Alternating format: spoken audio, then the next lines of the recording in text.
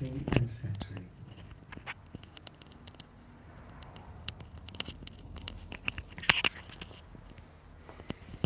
Centering and being.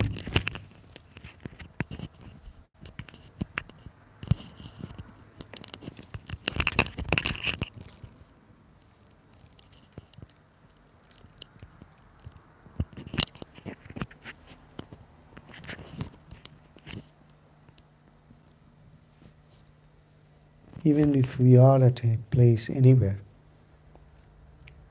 even in our own homes,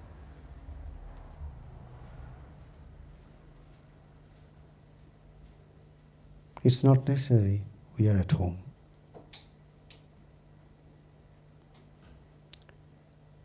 Being in the home, we still can be away from home.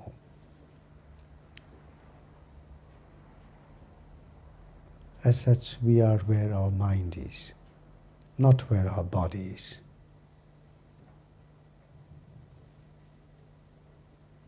Mind, energy, consciousness, they follow each other.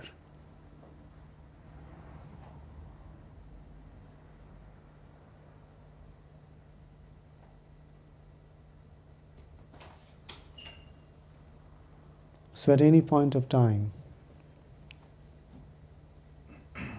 it's a good practice that before we begin anything,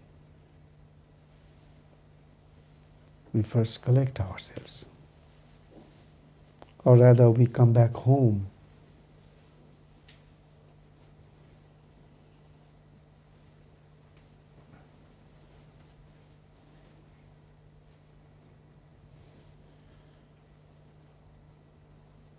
And this home is home within the home, the shrine of our heart.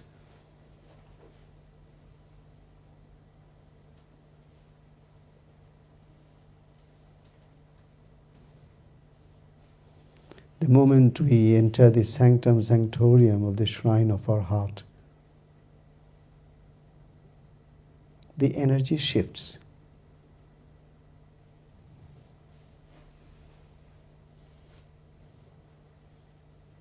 Mind is all about thinking and thinking and thinking.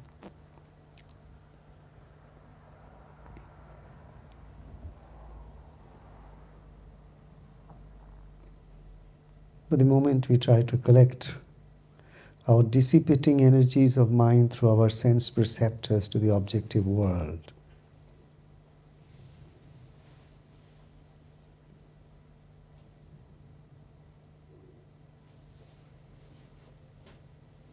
which is out of long practice,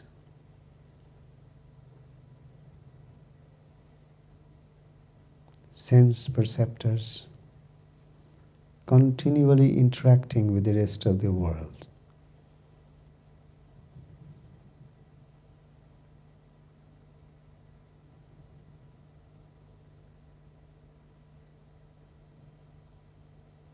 And the conditioned mind keeps moving around the same pattern, creating same type of thoughts, followed by similar sensations in our physical body.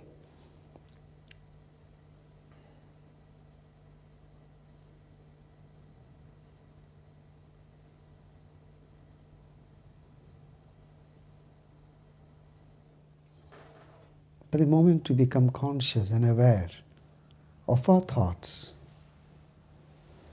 and the sensations of our body, a shift happens.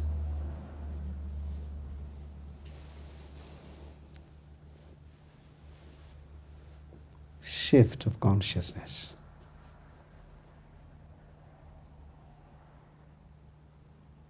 This is where we humans are unique compared to all species of life. This is where we, each human, carry a rich responsibility, huge responsibility, as conscious intellect. Do not allow the consciousness to be dipped into unconscious realms of subconscious mind.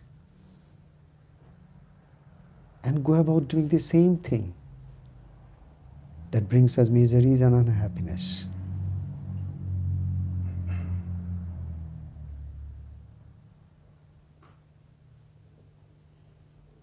Until that conscious shift is made.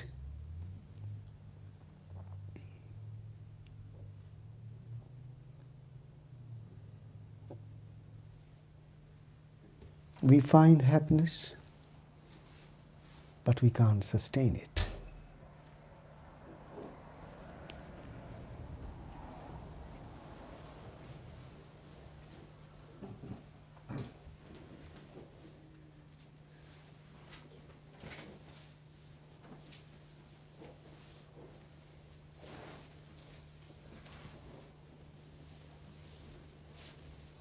Hence, the practice of awareness is so important to our life.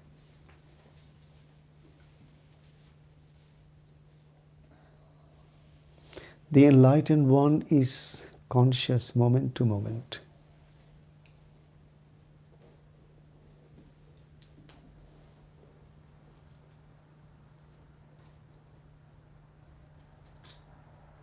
The unenlightened ones are unconscious most of the moments.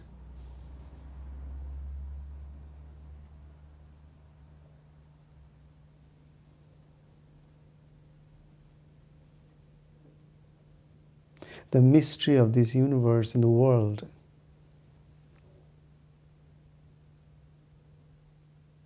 and this vast phenomenon of creation, preservation, annihilation, and the cycles.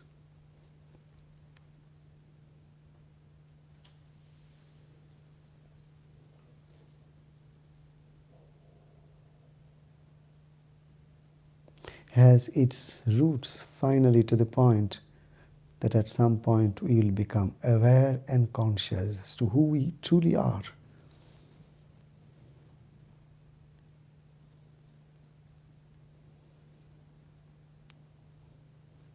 Inside this physical body,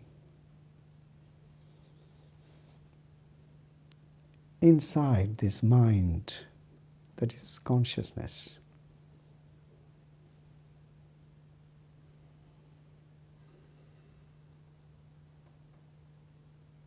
Where is our true identity?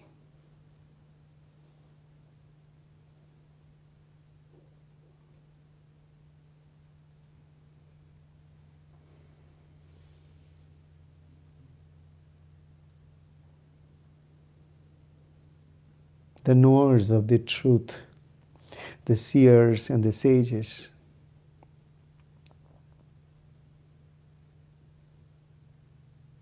the ones who transcended intellect to the realm of intuition.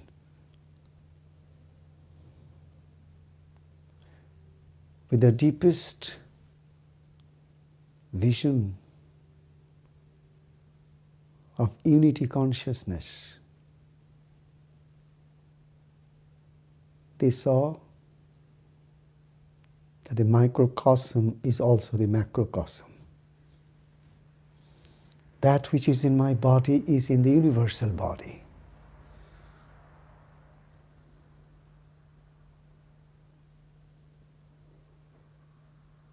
The millions and trillions of galaxies and creations are all embedded into one single cell that is inside of us, or even a small particle of sand on the shores of the oceans.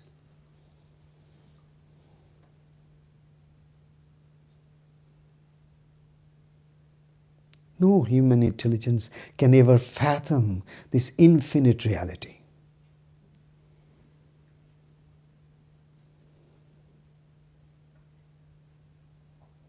This is beyond human mind, this is beyond human intellect. Mind goes to reach there and then get back. Intellect goes to reach there and then get back, return. And as they return, they come and tell us We could not reach. Up to a certain point, you can take your mind, you can take your intellect. And all this is part of the practice.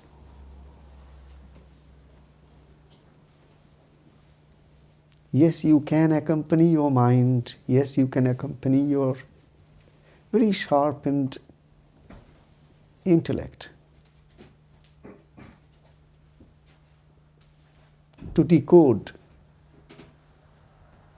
these most mystical, universal principles.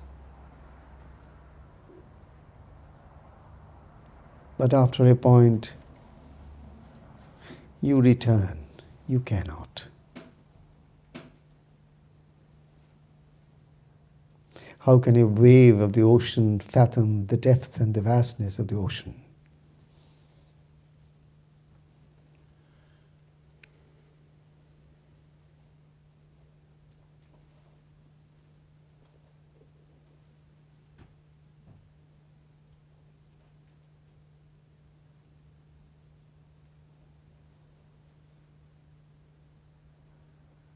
The ones who attain to that wisdom tell us. And they have been telling us from time immemorial one truth. And they spoke of the same one truth differently. There's a reading, the most ancient Vedic text tells us of a very universal reality. And that is, ekam sad vipra bahuda vadanti. Ekam sat vipra bahuda vadanti. Ekam means one. Sat, that is truth. That one, ultimate truth is one. Or rather, truth is one.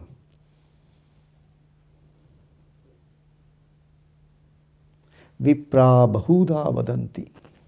Vipra means those who realize that truth. The wise, the men of wisdom, the women of wisdom.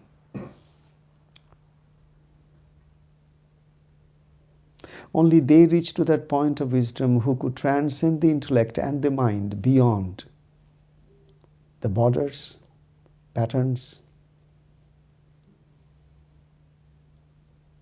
and all notions, concepts, philosophies and religions, gods and goddesses. One who has transcended each of this to a realm where nothing exists, but it also becomes the very source and the core of everything that exists. One that defies all definitions. One that cannot be verbally explained.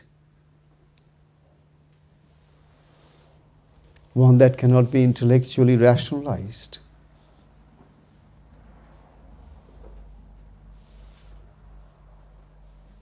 This is that Vedantic truth, the Advaita Jnana, the non-dual truth, reality.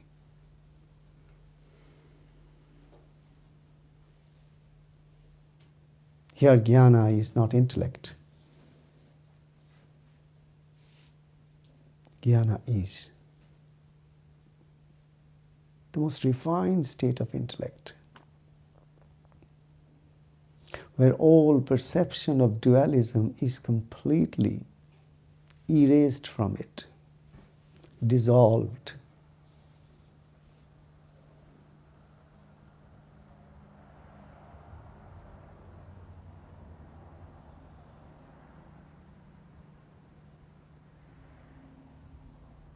Maybe that's exactly what the wise ones tell us about the home that we all have been seeking birth after birth after birth.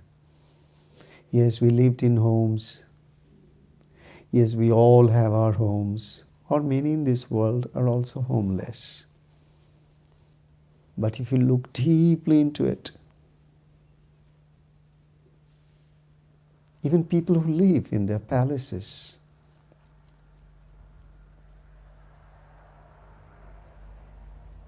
go deep into their heart, you'll feel and see, basically they are homeless.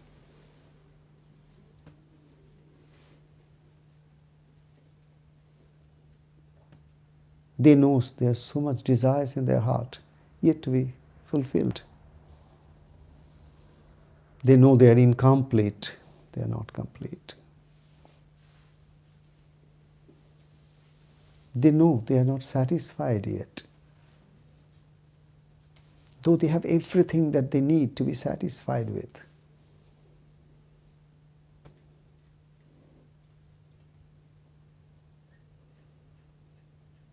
And more often than not, those who tried to have more to satisfy only found that the more added to their tensions and worries. So it couldn't create the satisfaction that they dreamed of, rather it only created dissatisfaction and discomfort.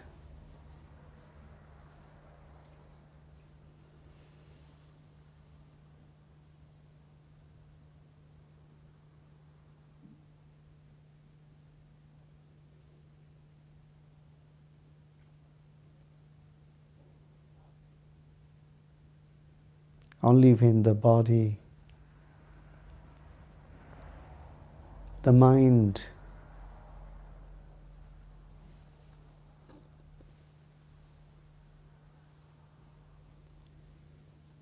start a pilgrimage of life, a holy pilgrimage.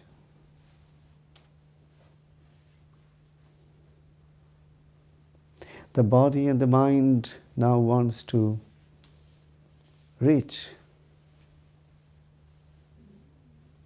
to a holy pilgrim center where they will finally reach and have the privilege of meeting their beloved one.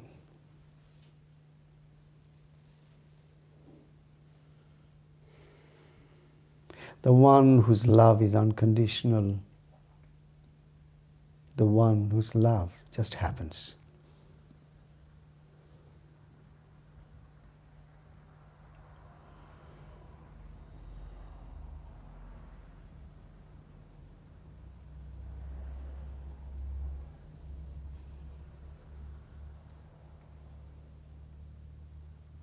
That pilgrimage is our spiritual journey.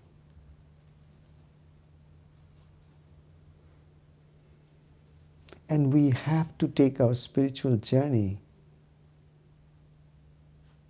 with that kind of sacred, sattvic mindset. It is not to please anybody in this world. It's not to attract any kind of appreciations from others, or more precisely, approval from others, which most in the spiritual path seek. Approval from others, that they are spiritual. Previously, their life was spent in seeking approval from others that they're successful. They're somebody. And in the materialistic world, they work hard, harder, and always look for approval. They're most of the time incomplete if the approval is not coming forth. As if something is missing.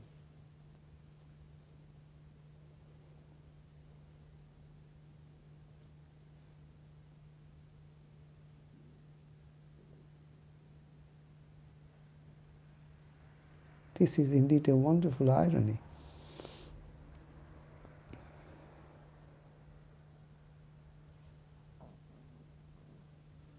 We all keep seeking and seeking and seeking.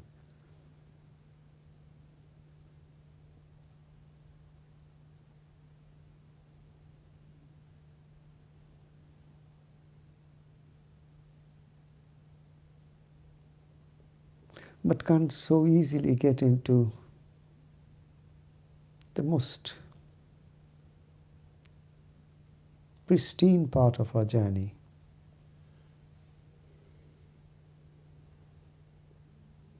Where we are closer and closer to the seeker.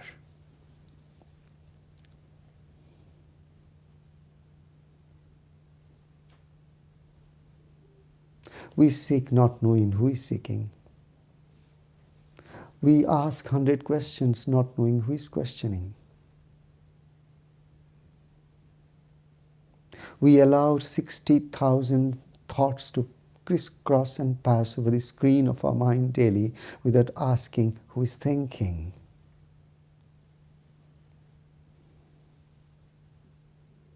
Our days come, our days go. Mere repetitions. We grow in age. Our bodies are overworked. Our nervous system, which is the very foundation of any spiritual journey and attainment, gradually becomes weaker and weaker under the stress and strains of this materialistic world.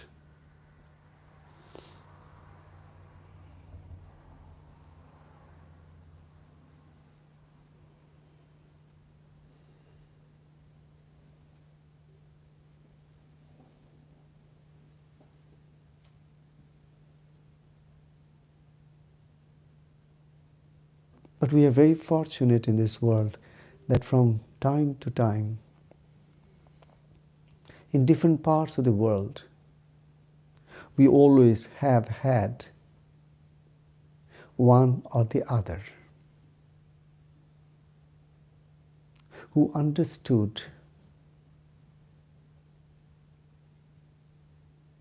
that this journey is not from inside to outside, but from outside to inside.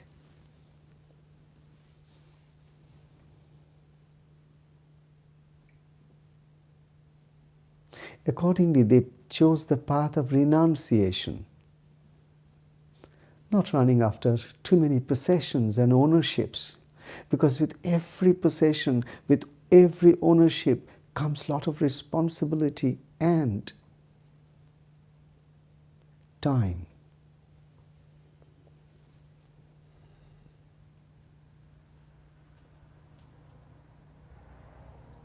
And stress.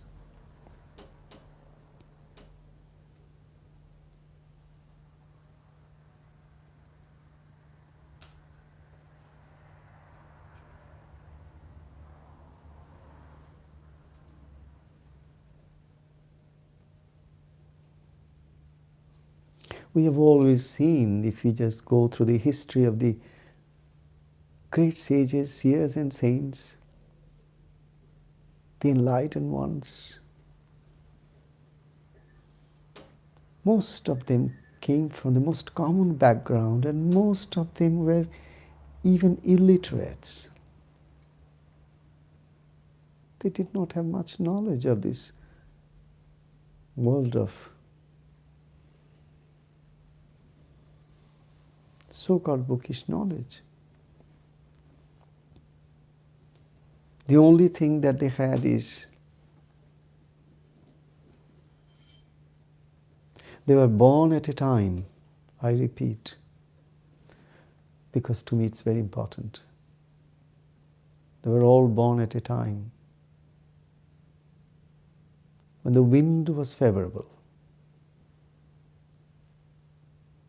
to unfurl the mast and sail on the ocean of life to reach to the other shore.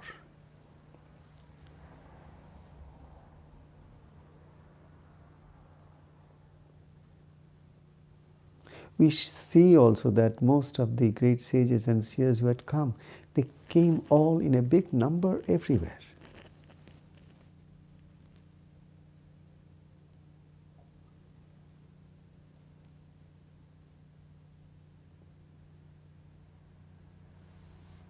If I look at the history of India, which is Bharat,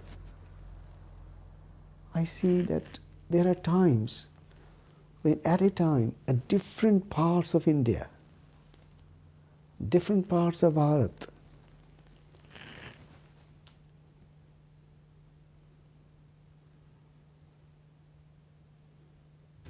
as if the galaxies had come down to the earth plane. But it's at the same time. From south to the north, to the east, to the west, every part of India produced one after the other. Highly intellect, highly successful literary figures, highly successful in the materialistic world, but simultaneously giants in the spiritual world, illuminaries,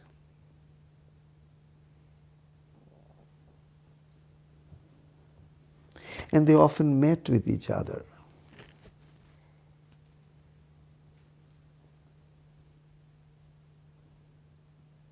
And most often they never talked with each other.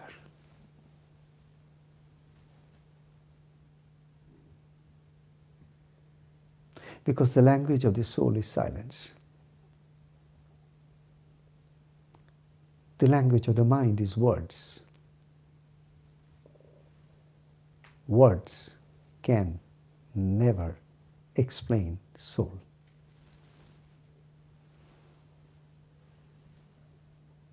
Words can never ever fathom what soul is. We can have the whole library of literatures of all the words of wisdom, but they are empty words.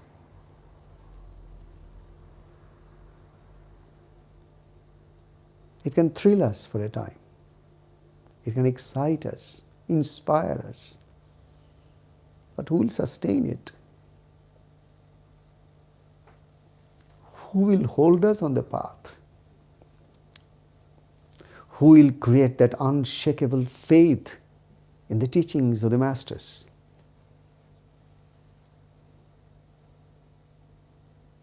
Who will do the hand-holding, which is a must in this path, to take this spiritual journey, which is like a pilgrimage from the senses to the soul,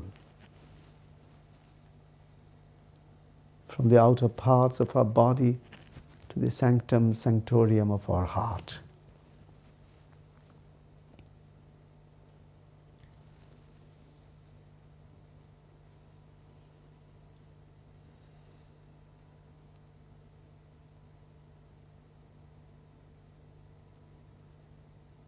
That's the reason we need spiritual communities all over the world, more of Byron bays all over the world. A couple of Byron bays won't do, because the number of people who are creating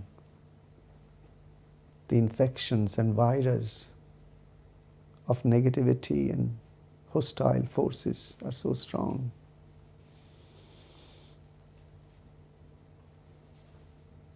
Whether you sit and meditate on these mystical values of life all alone, anywhere, or you are meditating together in a group, you are sending forth vibrations of positive light and illumination all over the universe. You can never ever meditate alone. You can never ever pray alone. You can never ever express your gratitude alone. You can never ever love alone.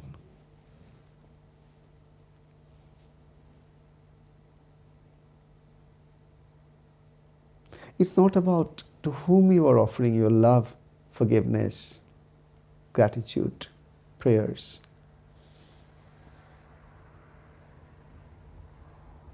It's more precisely about the fact that your brain is only an organ, but your mind is consciousness which pervades the whole universe. So your thoughts are like ripples in the ocean of this ethereal, vibratory world. If you think of God, those who are thinking of God will instantly collect to you. This like worldwide wave.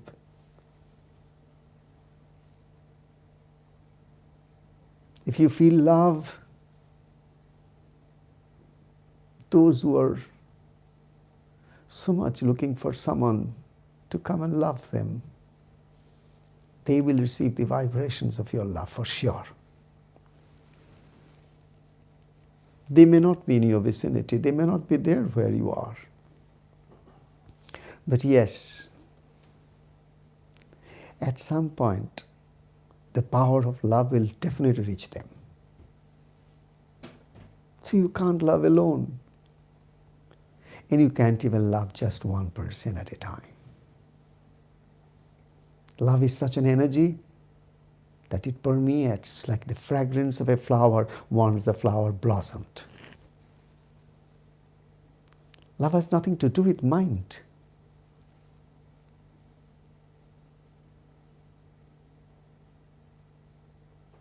Love has everything to do with the heart. When the love is about mind,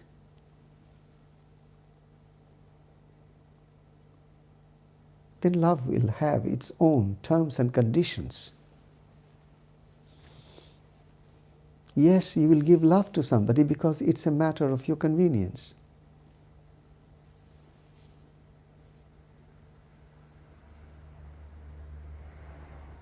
Maybe slightest inconvenience could change your thought about love.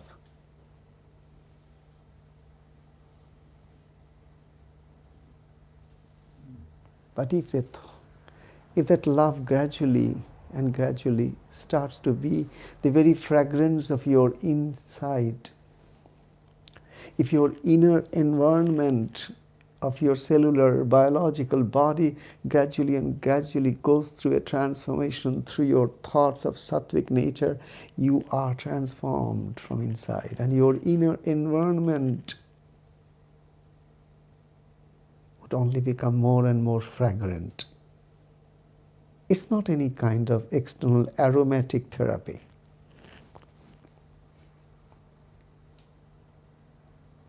Anything from outside is nothing but a prop, temporary. It can create an environment for us, but the purpose is one and one, and that is to come back home. To come back home.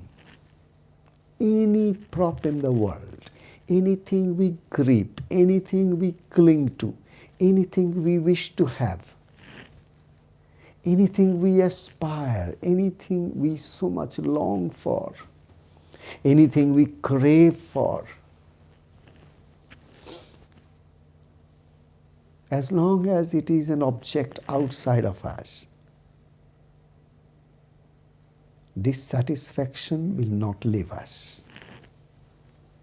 Incompleteness will not go from us.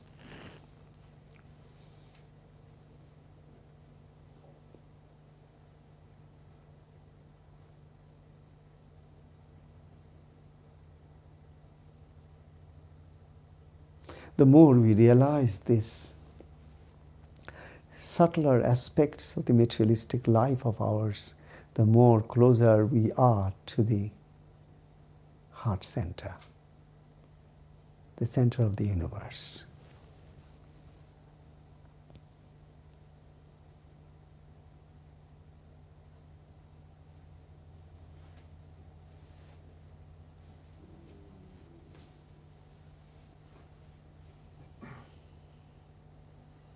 Then your feeling of love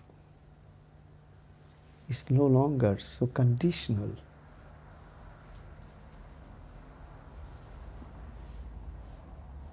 So full of your terms and conditions and conditional. You love because In loving is your fulfillment, instantaneous. It's not that I love today and you give me love back day after tomorrow.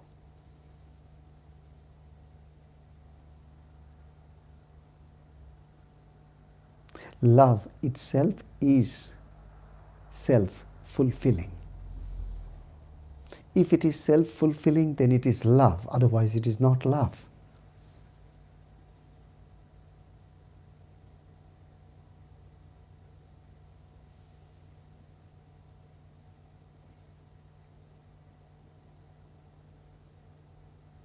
And when it appears like love, yet not love, then it can only beget more problems for us.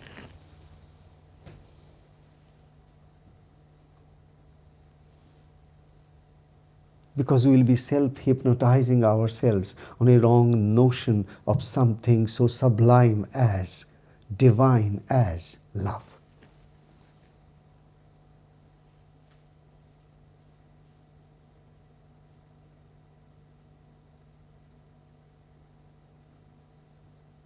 And God is love. The divine is love. The entire nature is love. The universe is nothing but love.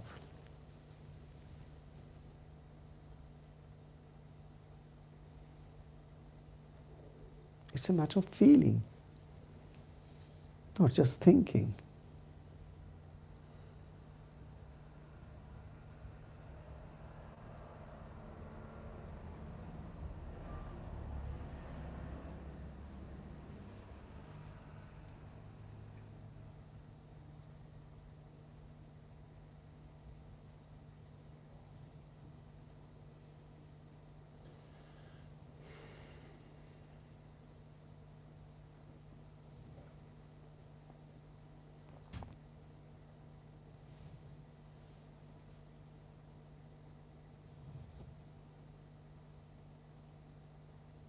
Thus, home is the space of pure love. And we all long for it. We want to love and we want to be loved.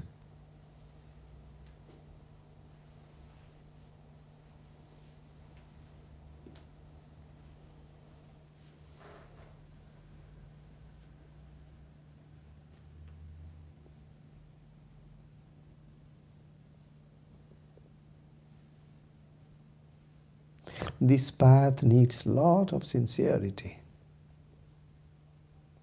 Sincerity to your teacher and sincerity to your own self. Sincerity to the teachings.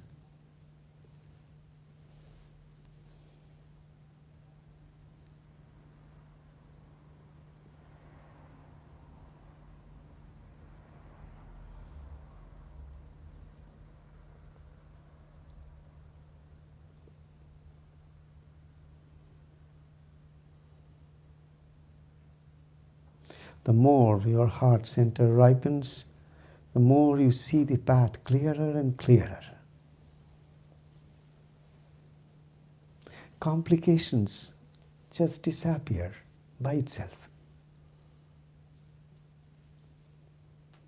Before that, you will try to complicate the entire, most simplest of your journey to the Spirit, complicated.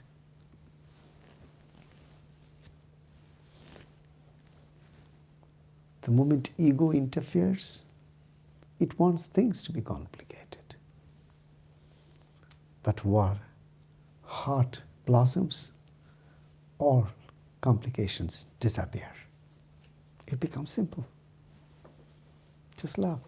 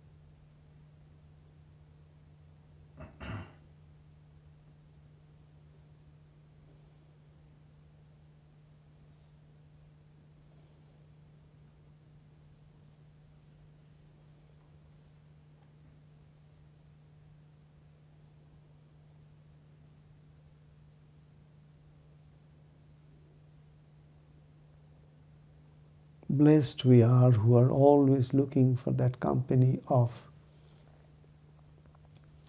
like-minded, beautiful souls around who can join together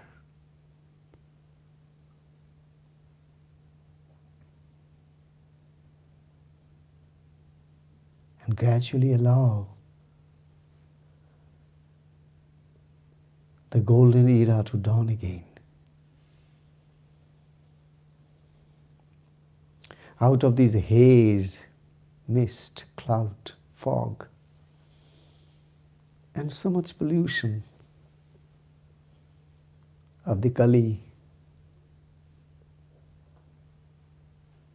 these blessed ones are the ones who are paving the way for the golden Satya Yuga to come. In their own little humble way.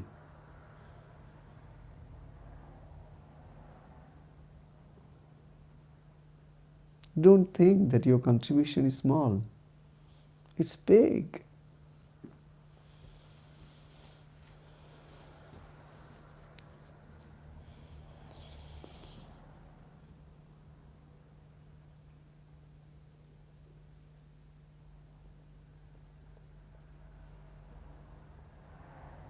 More the adharma spreads. Adharma. The opposite of dharma. What is dharma? Dharma is that one order of governance by which myriad of universes are being governed.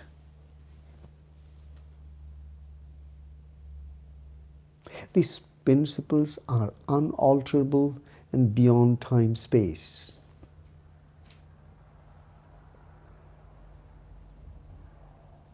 These principles are seen by the seers and sages and the enlightened masters from time immemorial and talked in different languages.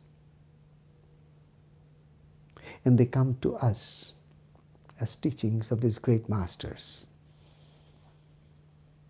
The same universal principles by which this entire universe is, this beautiful world of creations, this beautiful Mother Earth who is giving birth to so many innumerable, infinite number of species of life, 24/7 all the time, and all silently.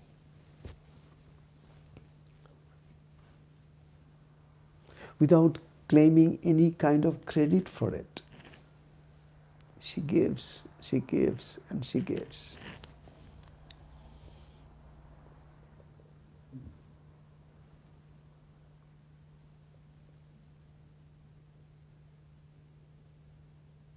But she feels so happy if sometimes you go and just embrace a tree and talk to the tree, and she listens. When you walk and you take time to take your steps, and you become aware that you are not walking with both of your feet. You walk with one foot at a time. When one is up, the other is down, and when the other is down, the other is up. One who becomes conscious of this walk also feels that his feet is not touching the grass, the ground, the earth.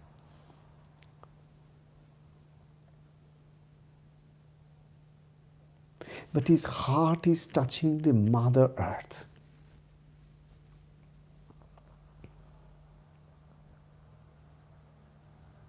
Thus every step of that walk becomes a mindful walk. Walk with awareness. Conscious walking, step after step, kissing the ground with the heart of love.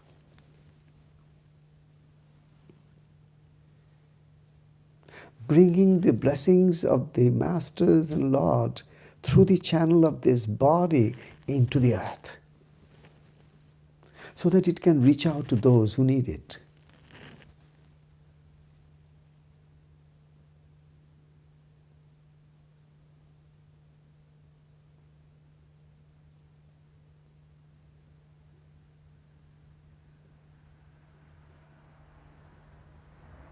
You stop and you look at the sun.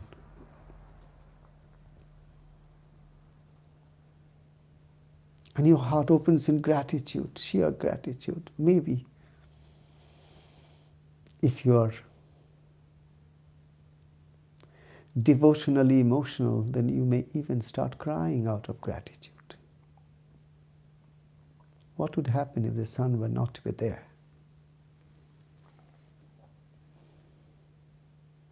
Not a single cell of our body would function because we are solar powered.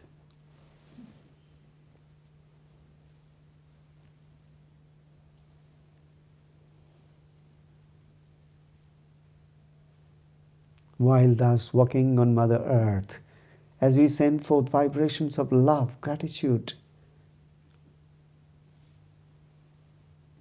we look around, all around us, and give a piece of our heart to each one of them. Acknowledging how much each of these trees and plants, every insect crawling under our feet, every blade of grass that just bows its head when we crush it with our feet, how much they are offering to us. We feel a sense of overwhelming peace surrounding us, and we are just walking. We are not meditating.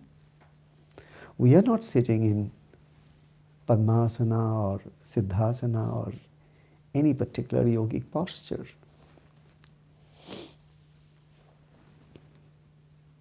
We are not even doing any breathing kriyas, kriya yogas. No. We are not doing anything. We are just allowing our heart to be natural.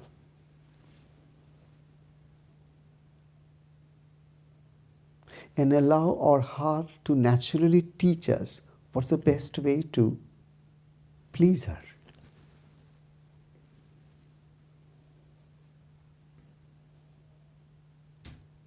Because you can be rest assured, when Mother Earth is pleased,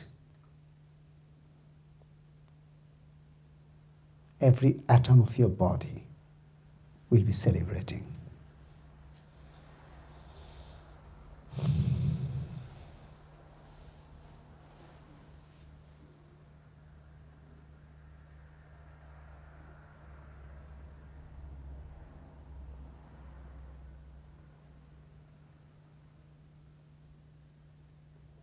In the rush globally for insatiable search and seeking to satisfy our greed, we are forgetting these very simple things of life, which the indigenous people of each lands knew. They were home. They functioned from home until civilization made them homeless. To join the bands of the homeless all over the world. How could a few people be home when the rest of the world is homeless? That's not a good policy.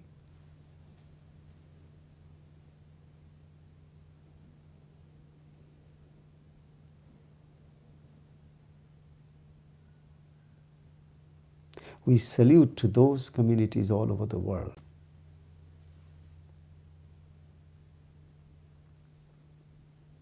who truly worship Mother Earth.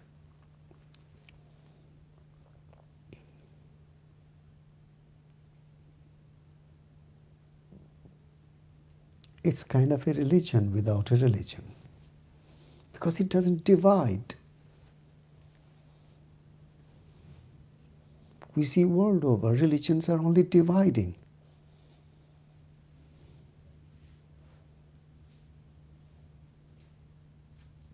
But the wisdom of the ancient rishis and yogis and mahatmas and mahapurushas and all the incarnations, whoever had come at different parts of the world, they only taught us of things very simple.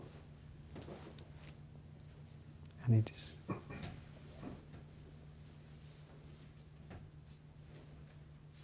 What's that simple thing?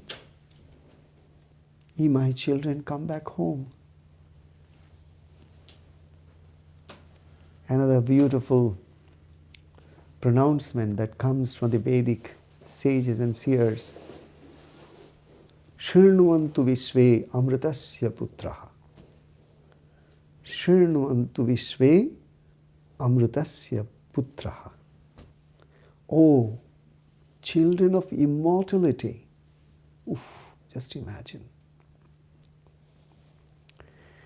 Imagine with their vision of unity what they saw in us. They never saw white and black. They never saw anything that we conceive today. They saw us all as Amritasya Putra. Amrita means immortality. Putra means children.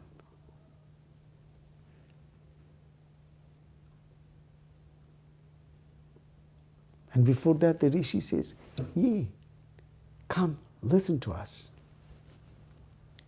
We have a news for you. And it's a good news that you are not going to die. So don't be afraid. So don't hoard.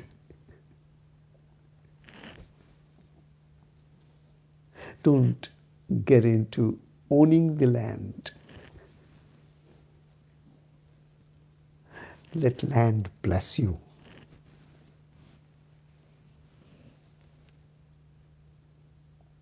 Come, come, come. We have so many good news for you. If only have time for it. That is what satsang is all about. Satsang is when we are together to listen to the good news.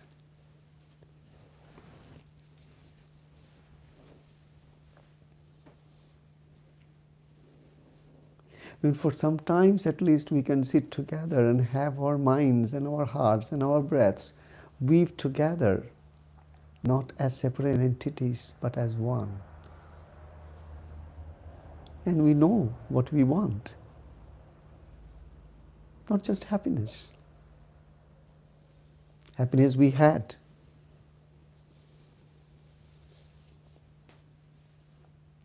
We had so many moments of happiness in our life. Why are we still so helpless? Still why we are so restless? Because we are not seekers of happiness. We are not made with the stuff of happiness. Our soul is not about happiness. Our soul is all about blissfulness.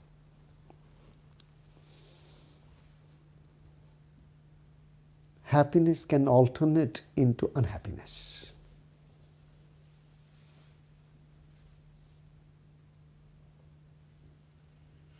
A person who is very happy this moment, next moment could become absolutely unhappy. Just one phone call. One small instance, one small episode, anything which the conditions of the mind reject, react, resist. Instantly, happiness change its garb. Unhappiness surrounds us. Until we can shift our consciousness into again something happy. But as long as they are material, we are in the same loop. Happy will be, but at the mercy of circumstances which can change any moment against us. Because it is not within our control how the other person is going to behave with me. How can I control the other to behave in a way that I think is right?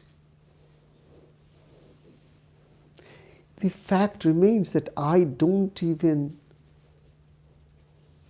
change myself even I wish to change myself. There are many things I wished, oh, if only I could change this into this state, but it doesn't happen.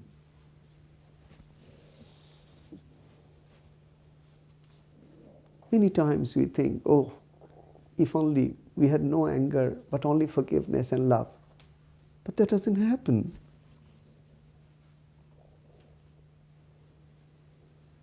In our happy moments, the endorphins of our mind, it just makes us see things differently. And our language is different, our body language is different.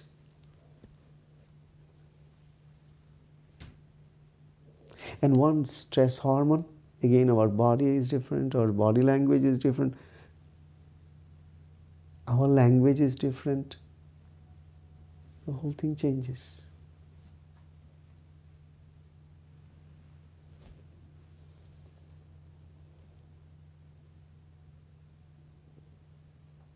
So satsang is basically a kind of an effort to make people again and again come to a space where they can share that common responsibility.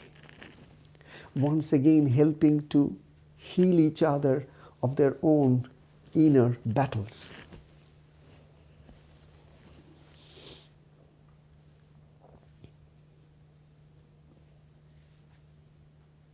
But none can help the other until unless one is ready to help one's own self. None can heal others until and unless, oh healer, heal thyself first. People take a training for healing and they heal. But during my tours of America, I have met many, many healers coming to me in one-on-one. And they had so much problems in their lives. So much going on in their life. And they would ask me, Baba, what do you want us to do? And I just look at them and ask, did you not say that you are a healer? He said, yes, Baba, I have a studio, I do this, I do this, I do this. I said, oh, I thought you were a healer. Because to me, a healer is that person who has already become a channel of the divine. And each and every small thing is already surrendered to the divine. Because only a healed body can heal others. Only a healed mind can heal others. Not temporarily, but even permanently. That's the reason if India had produced some innumerable number of sages and seers and saints and enlightened masters, it was because they had seers and sages and saints transmitting that knowledge, lighting that light from them to them. First, they lighted their own. First, Buddha, after years of penance,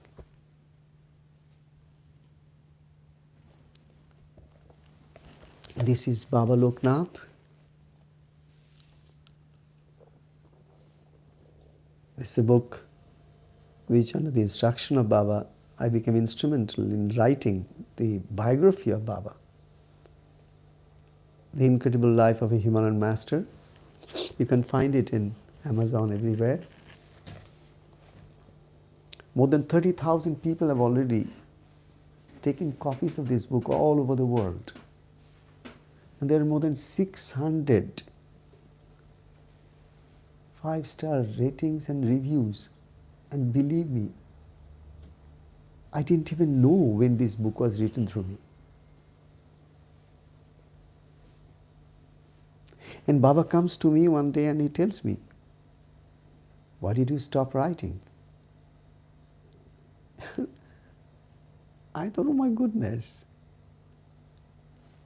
what's so big about it? I used to Because I was close to my Guru.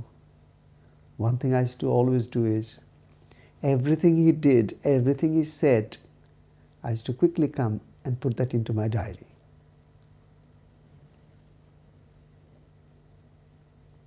For all of you, I tell you, it's a good practice.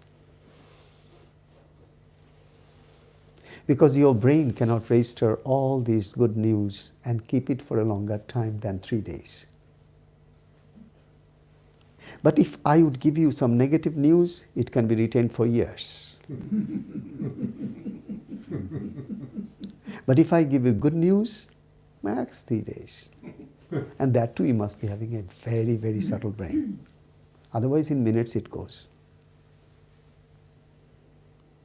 That's the reason the Gurus of India put their disciples under such difficult, testing, excruciating, painful time to get rid of their mind's egoistic conditions. Otherwise, they would write on a slate where there is already so much it is written on that particular slate. The Guru cannot write. And even if he writes, nothing will be legible, nothing will be readable. So the disciple will ultimately receive 0. I remember when I first came to my Guru's place, leaving my job, I was so-called lecturer, professor, whatnot. And that was a different life altogether for me. And then when I came to my Guru's monastic place, monastery, I thought maybe he'll give me some work which befits to my, kind of knowledge or whatever. And to my utter surprise, he said, there were a few cows in our ashram. And he said, he used to call me Shuddha. Shuddha means pure in Sanskrit. Ananda means bliss. Shuddhaanandaa. He named me as Shuddhaanandaa on the 11th of July, 1976. And the day was very auspicious, like today. It was Guru Purnima day. It was a Purnima, full moon day, dedicated to the Master of the Universe, Guru Purnima. And today is Ganesh Chaturthi. I hope after a while we'll have some chantings to Ganesha. Megha, they can come and get ready for it. So he just called me. I said, Shuddha, come here. He said, don't you want to do something? I said, yes. I thought he will give me some instruction as to how to do meditation, how to do this practice and that practice. So I was very excited. And instead, what a fall. He just said, go, you'll find the corner, there's a small thatched room, inside there's a grass cutter. And oh my goodness, I said, what do I have to do there? He said, for the cows, you have to find a fodder for them. So cut each of these hay into small pieces and make them really fodder for them to eat. I said, oh my goodness, this is not something which I ever did. And how could that, what has that to do with my spiritual kind of life and my practices, because Guru is calling only to tell me how to meditate, how to do this, how to do that and all that stuff. That was my kind of back of my mind. That was my program. And boom, he says. First thing is, a Guru is one who will start destroying your concepts. If the true teacher is not destroying your concepts, he is not a true teacher.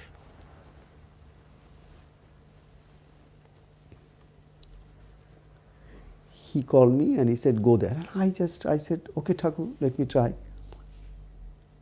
I went there and I found that was such a junk. It didn't even move because it was completely jammed.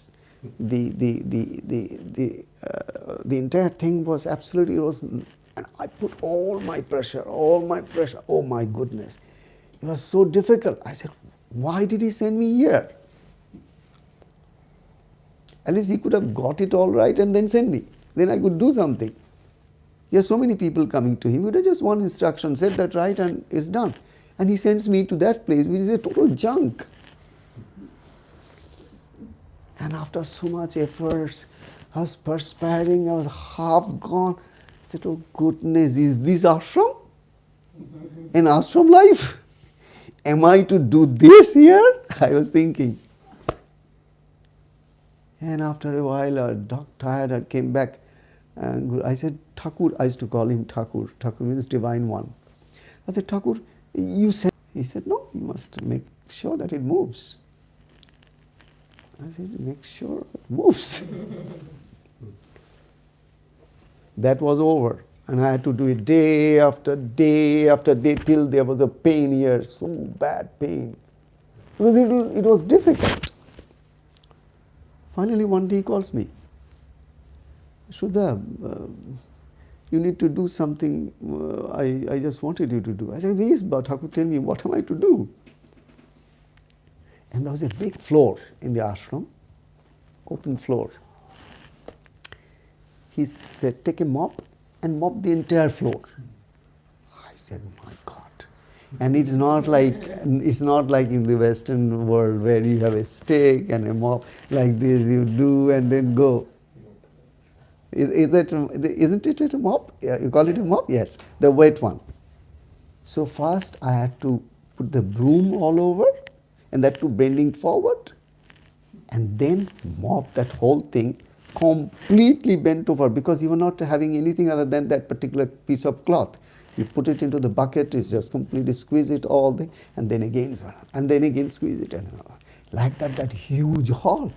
So by the time I was done, I said, oh my goodness, if only I knew that this is ashram, I wouldn't have come.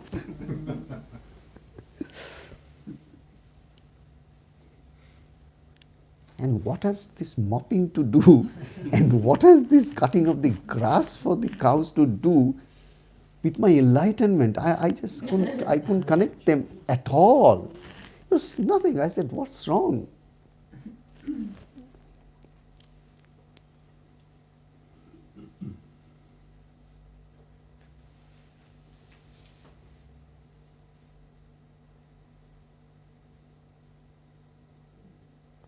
Whenever I think about my master,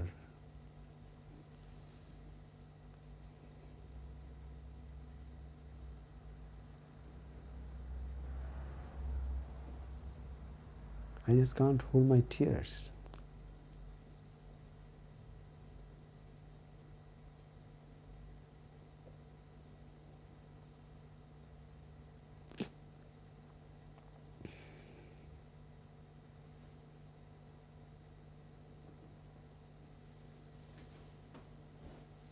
He never taught me anything. He lived them.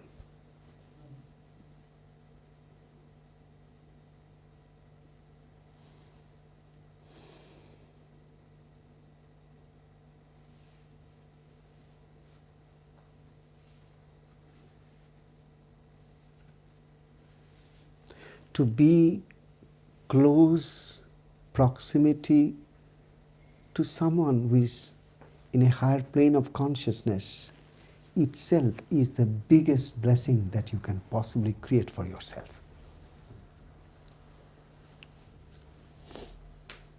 Serve such person with all your heart.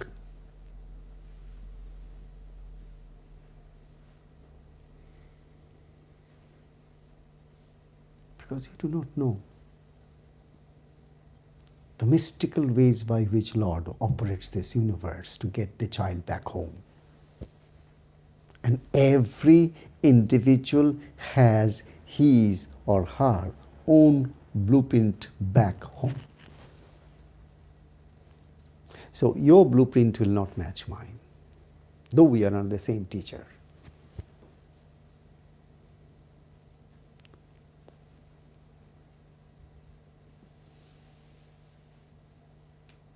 This is so beautiful.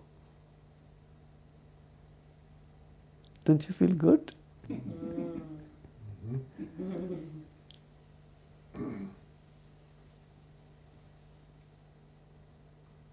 Even if all of us had a cup of coffee in our hands and some cookies or some munching stuff, and we'd have talked about all of other things. Somewhere he's talking to this, he's talking to that. Could you have this? Could you have this energy?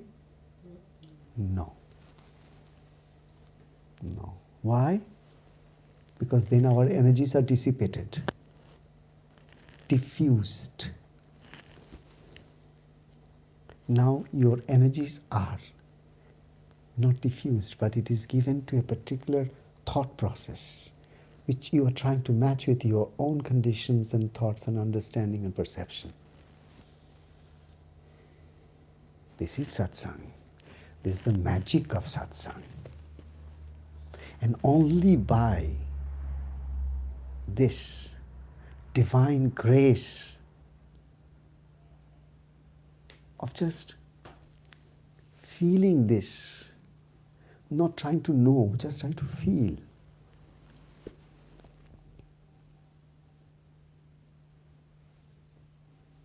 A day will come when you suddenly see that your heart has started translating everything differently. Previously, it was your mind which used to translate things, and it was always again and again resulting into some kind of stress, anxieties, tensions, and at times physical dis-ease too. But the beauty is this, that the moment we align our mind, our body, our breath to the shrine of our heart, to the teacher sitting inside, to the universal teacher sitting inside, to the divine mother sitting inside, to the universe with form or beyond form, that one single principle, the more we gradually try to align, and from there try to function.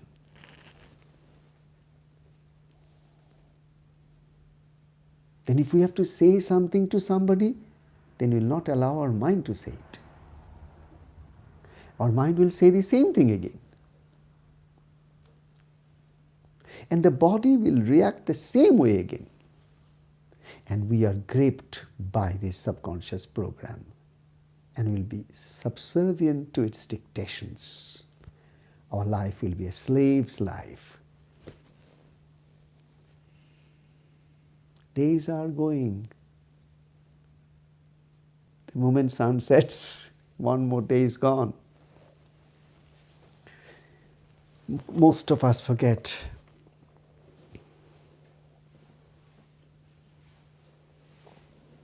that every time we exhale,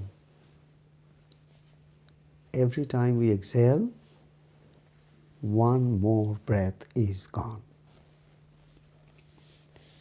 And you are on this planet with counted number of breaths. The day you finish it, your journey of this physical body in this physical world is over.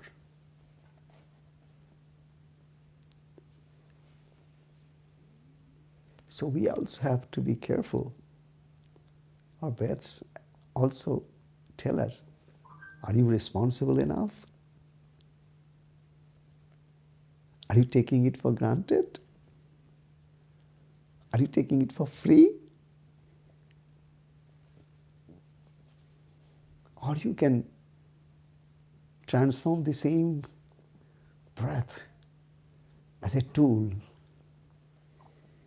of uplifting your mind to become your best friend. Your mind, your best friend. When it's uplifted, not when it is under the grip of depression. Then your mind, and only when your mind, my mind, our mind is our best friend, that's the only day we are operating from our home. Otherwise, sorry, please don't misunderstand me if I say, with the best of homes, we are homeless children. And the sages are calling, hey, children of immortality. And I'm scared of my mortality.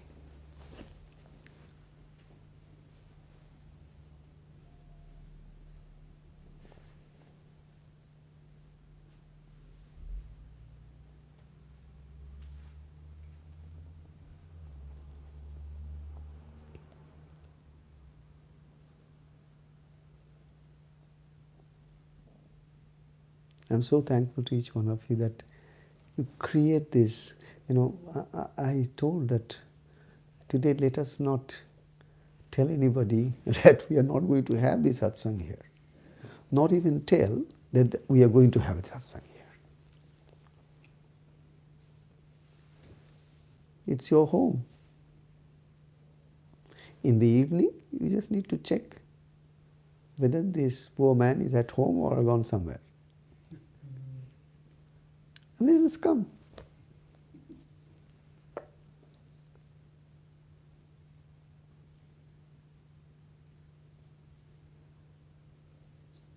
And I just wanted a very informal, but I don't know.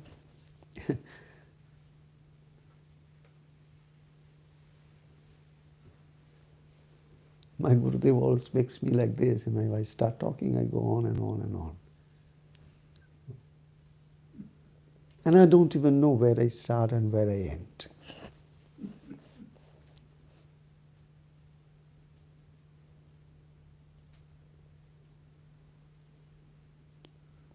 Not that I want to start, and not that I want to end.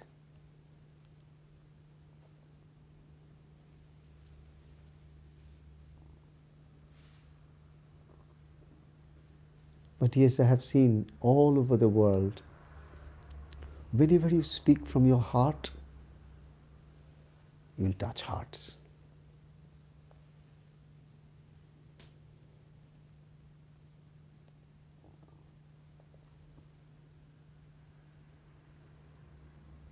And I have never been a very reading person.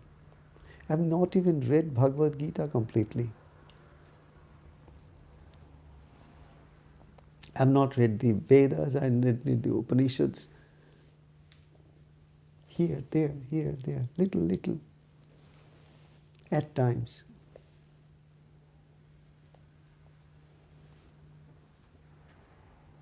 No comparative religion, interfaith religion studies, no. Because I know whether it is Jesus or Krishna, they cannot say anything but that one truth, interpreted differently. Ekam sat, vipra, bahuda, vadanti. Ekam sat. Say with me, ekam sat. Ekam sat. Vipra. Bahuda. Vadanti. Vadanti means speak. That one truth. Once they realize that, once they get intoxicated, one sage will just become silent. Will not talk. Ja. You try to make him talk, he will not talk. That Vipra's language is silence. And what do? You can't make him talk. He is also Vipra. Vipra means the knower of the truth. Vipra is the knower of the truth. And this knower of the truth is somebody who drank so much, doesn't want to speak. He goes to the corner and doesn't even move.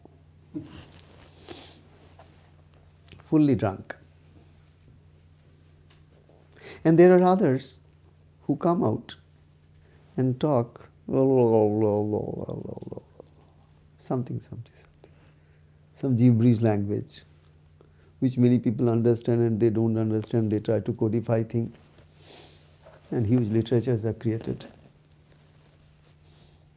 You are talking about abstract in verbal language? Language of the mind? And you still believe it could hold it? Yes, they are pointers. We need them. But true knowledge will come to us. Truth will come to us, provided we tread the path of truth.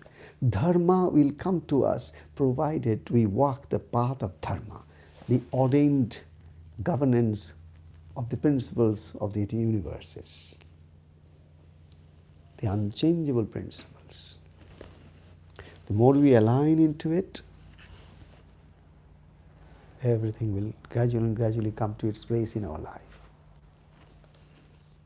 Even if outside goes absolutely topsy-turvy, deep inside,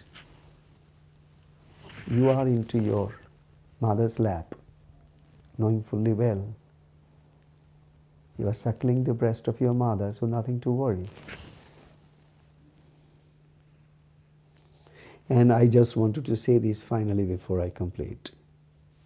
All these words that I shared with you, suckling the breast of my Divine Mother. Because any wisdom, any words, anything that brings about that inspiration towards a higher light and higher truth, it is the milk from the breast of the Universal Mother for her immortal children.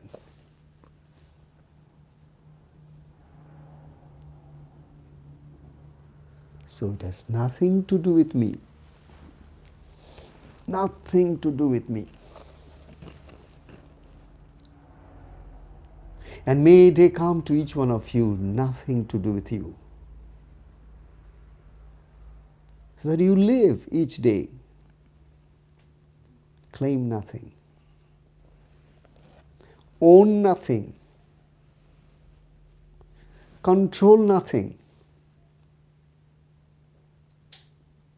But live.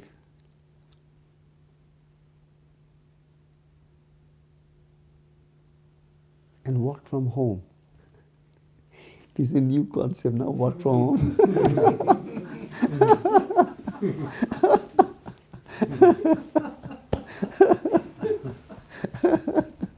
Hey, Meka, please come, please, sorry.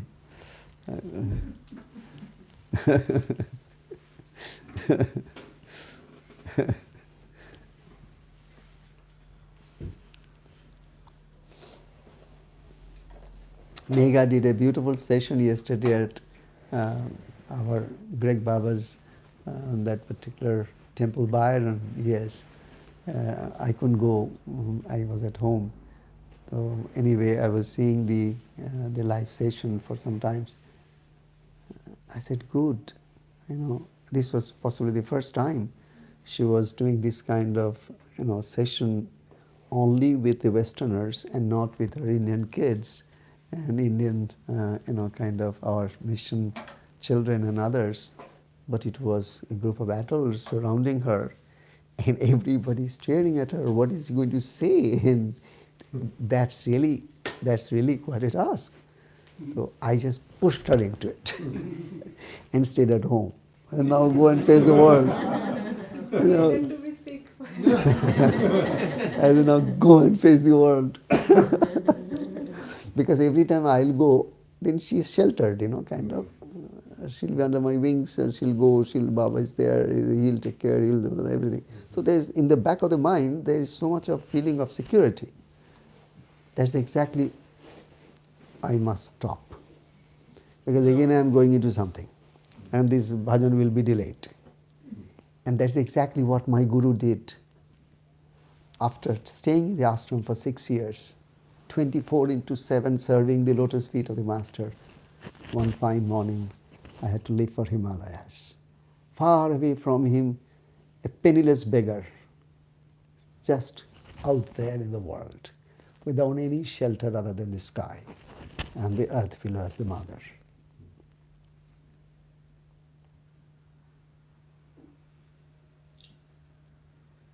Isn't it beautiful?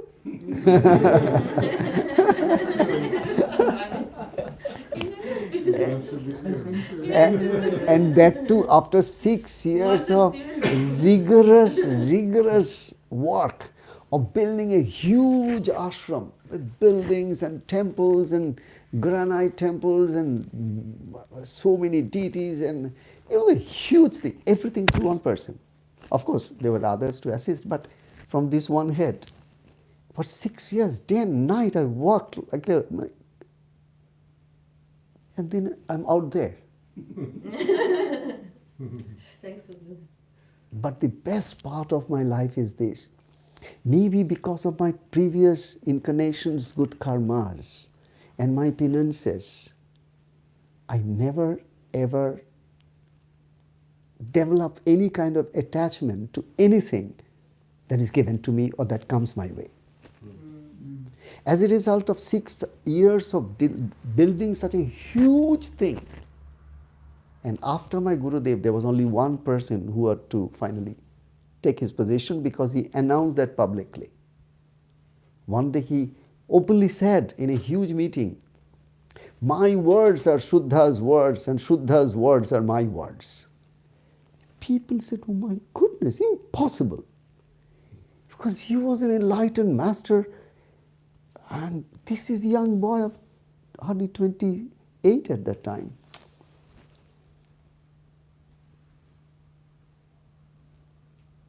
But my point is this: he never gave that. It is his grace by which I was never attached to anything that came in my way or that was given to me. I could move out of it as if I'm moving out of the door to the next. And when I moved out of the ashram, I felt so relieved that I don't have to be the boss of this place. I don't have to run it. Ownership comes with its own price. And God has been very kind. See, I don't own anything. As a result, I'm looking for accommodation in Byron every day. This Marina will come and drive me to some roads and say, "Baba, this is New Brighton." I said, "New Brighton." And what is there in a New Brighton? "Oh, there is somebody, Baba, there is a house here, so we are going to see it." "Oh, please, let me go." And there I said, small, tiny, little one. There's a small room, there's a beautiful space outside, there's a kitchen, there is a toilet. I said, "This is so beautiful. Ocean behind and a small little stream going." I said, "This is a lovely place." But who knows I'm going to get it or not, because 10 other people must be applied for it. And where do I stand even a chance for it? And if they ever see that this man is clad in the saffron, they'll throw me out.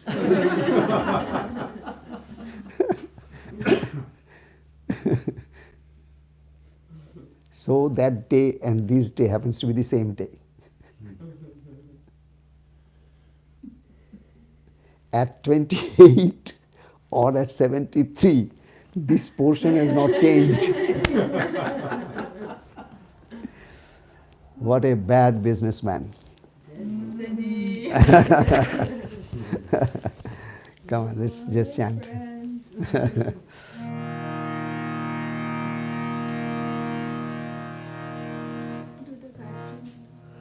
না আমরা গণেশের একটা স্তোত্র করব আমি আমি আমি ধরছি হ্যাঁ ওই গণেশের মন্ত্রটা কি জানো হ্যাঁ ওটা তুই কর today is a Ganesh Chaturthi day and this is dedicated to Lord Ganesha, one who removes all obstacles from the path of our spiritual progression. And and the best part of it is this, that how Ganesha has been the one who had to be first worshipped before all other devas. Yes, he's the first one to, according to our ritualistic tradition of Indian pujas and rituals of worship. Ganesha will be the first one to be worshipped, and then all others will come. Now why? It seems there was a time when Mother Parvati, that's Ganesha's mother, Shiva's consort, she was sitting and then she called both of her sons, Ganesha and Kartikeya. Called both of them and then said, "Look here, Ganesh and Kartik, I'm going to sit here. Now you, Ganesha, you only have a mouse as your vehicle to move, because each deva had some animal as a vehicle to fly or to go. So Ganesha has a small little tiny mouse, and Kartika has a big flying What is that? Peacock. So obviously peacock can fly very fast when compared to a small tiny mouse. Mother Parvati said to both of them, look here, I'll be sitting here. Now for both of you, you must go around the world 3 times and come back to me. Whoever will come first, they'll be the first to receive all the oblations of God's pujas. Mouse versus a peacock? What a match! So Kartika just didn't lose a second's time. He sat on the peacock and flew. Because he had to go 3 times. It's quite a journey. And he had to come first, because if he could come first, then he'll be the one to be worshipped the first. Ganesha was the smartest one. He has a big head.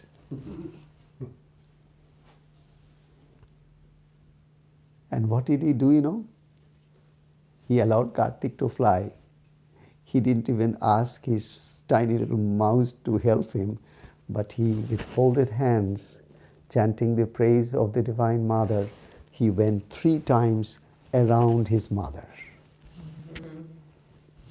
and stood before and said, Mother, I have completed my journey.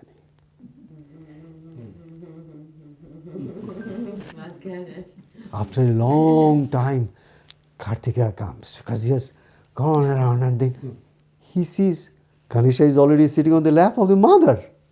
Wow, what is this? I mean, it appeared that he has already won, because mother has already taken Ganesha on the lap. And then Kartika said, what is happening? Mother said, Kartik, you went around the world, and see, you came so late. But this Ganesha, he took no time to go circumambulating 3 times around his own mother. And then came and prostrated. We are talking about prostrations. He prostrated and said, Mother, thou be pleased. So then on, the verdict was given by Mother Parvati that for any worship anywhere in the world, the first will be Ganesha to be worshipped. Today, all over India, all over the world, Ganesha is being worshipped as exclusive day for Ganesha, Ganesh Chaturthi. And we all know how much we all love Ganesha. And we all pray to Ganesha that he alone can make, because he has got that power. Each deva has their own powers, specific powers, delegated. And what is Ganesha's special power? He can remove the obstacles of your path to blissful life. So your spiritual journey or your material journey, whichever journey you undertake in life, you have to have the grace and blessings of Ganesha according to our tradition, those who believe in it. Not for them who don't believe in it, but I'm just saying those who believe in this ritualistic tradition of the Hindu faith. They worship Ganesha because he is the one who takes away all the obstacles from the path. So every time you say, oh Ganesha, please help me. I walk the path with least obstacles because I can't manage unless you help me. Because if there are too many obstacles and challenges, I'm too small to face them and overcome them. But with you and your blessings, I can.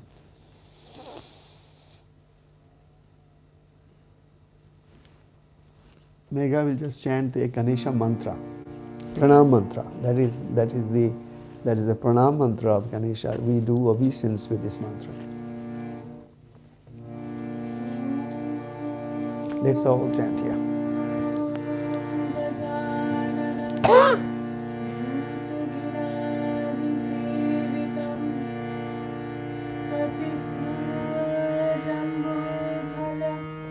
Charu bhakshanam umasutam sroka vinashakarakam namami Vigneshwara pankajam.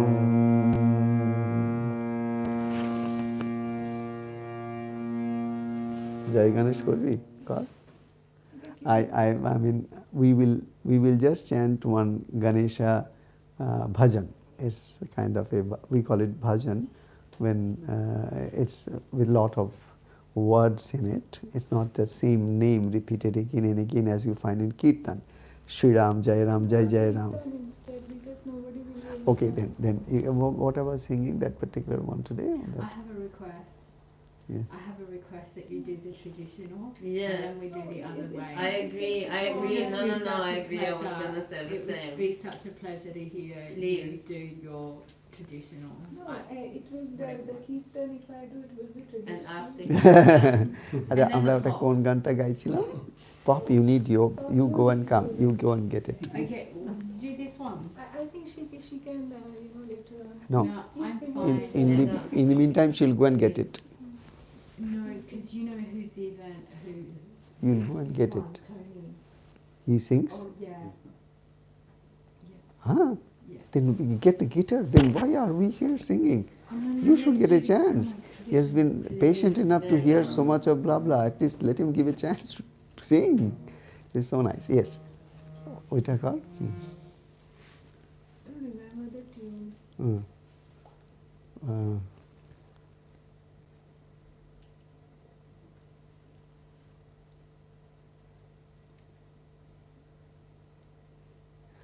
Jai Ganesh, Jai Ganesh, Jai Ganesh, Rakshamam.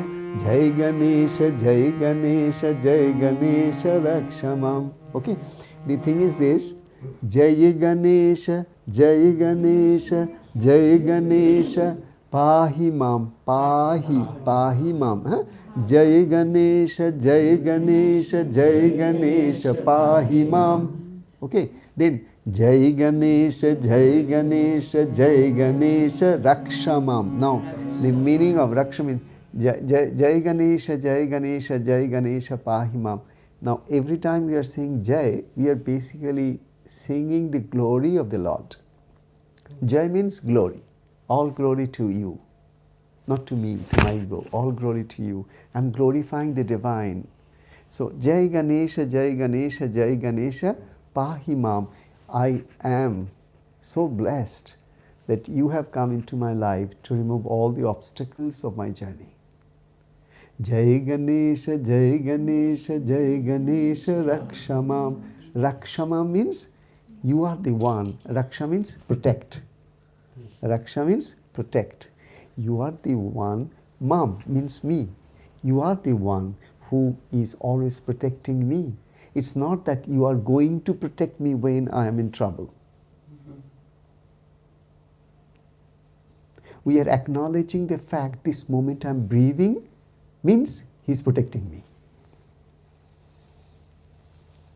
So let it not, our word should not be in future tense. That if I pray to God, then God will protect me. No. This moment, He is already protecting me. And a true prayer is that which basically acknowledges that higher truth. That yes, I am eternally under His divine protection. I am, not I shall be. Provided I do this. No.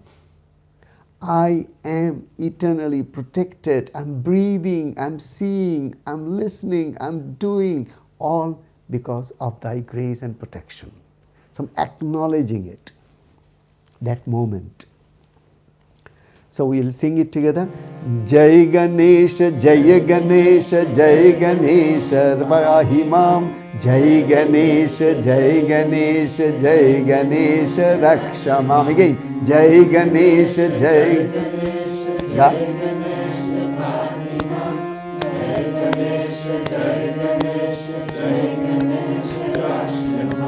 Jai Ganesha, Jai Ganesha, Jai Ganesha, Rahimam. Jai Ganesha, Jai Ganesha, Jai Ganesha, Pakshamam. Jai Ganesha, Jai Ganesha, Jai Ganesha, Pahimam. Jai Ganesha, Jai Ganesha, Jai Ganesha, Rakshamam.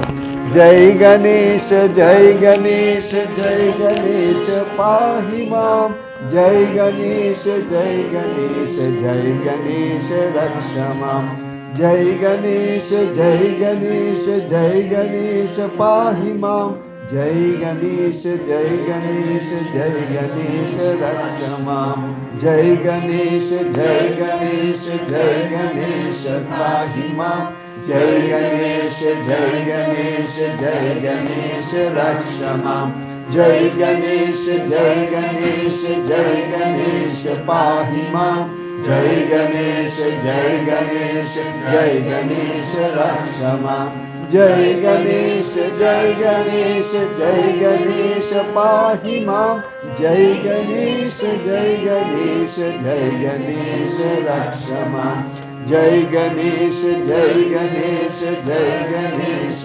पाहि मां जय गणेश जय गणेश जय गणेश रक्ष मां जय गणेश जय गणेश जय गणेश पाहि मां जय गणेश जय गणेश जय गणेश रक्ष मां जय गणेश जय गणेश जय गणेश रक्ष मां जय गणेश जय गणेश जय गणेश रक्ष मां जय गणेश जय गणेश जय गणेश पाहि मां जय गणेश जय गणेश जय गणेश रक्ष मां जय गणेश जय गणेश जय गणेश पाहि मां जय गणेश जय गणेश जय गणेश रक्ष मां जय गणेश जय गणेश जय गणेश पाहि मां जय गणेश जय गणेश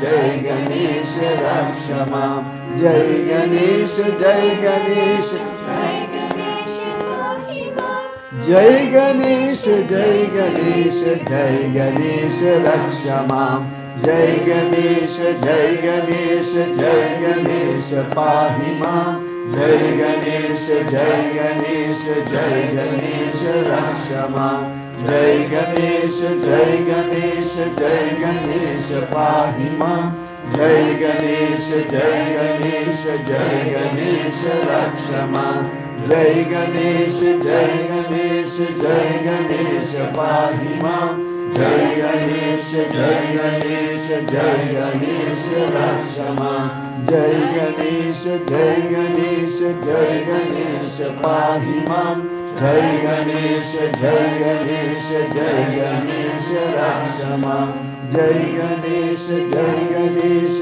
जय गणेश पाहि मां जय गणेश जय गणेश जय गणेश रक्ष मां जय गणेश जय गणेश जय गणेश पाहि मां जय गणेश जय गणेश जय गणेश रक्ष मां এবারে ওই এটা গণেশের গানটা আমাদের এতেই করা This you are going to hear a typical Indian bhajan.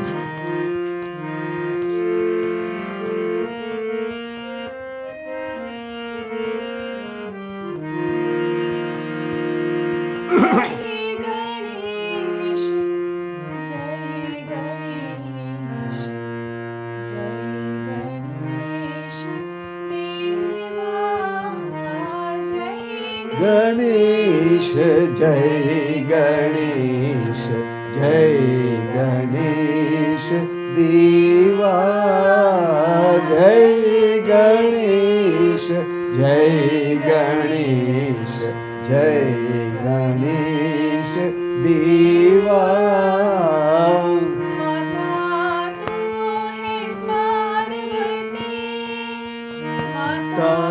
तो हे पार्वती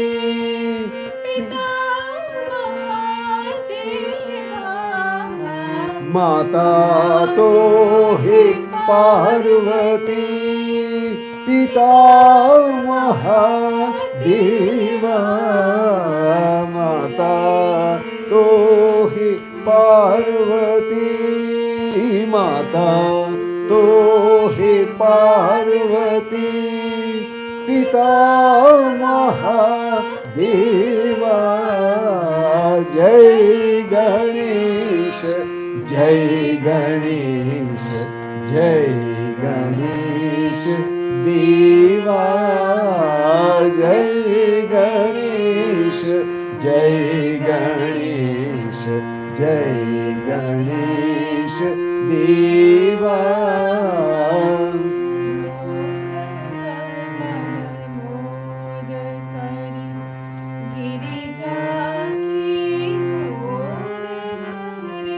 मोदक मन मोद भरे गिरिजा की गोद भरे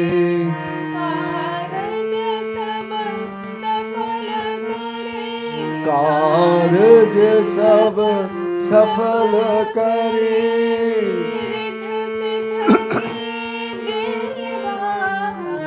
रिध सिध के देवा गणेश जय गणेश जय गणेश देवा जय गणेश जय गणेश जय गणेश देवा तो हे पार्वती माता तो हे पार्वती पिता महादेवा माता तो हे पार्वती पिता महादेवा जय गणेश जय गणेश जय गणेश देवा जय गणेश जय गणेश जय गणेश देवा गोद भरण विघ्न हरण गोद भरण विघ्न हरण गोद भरण विघ्न हरण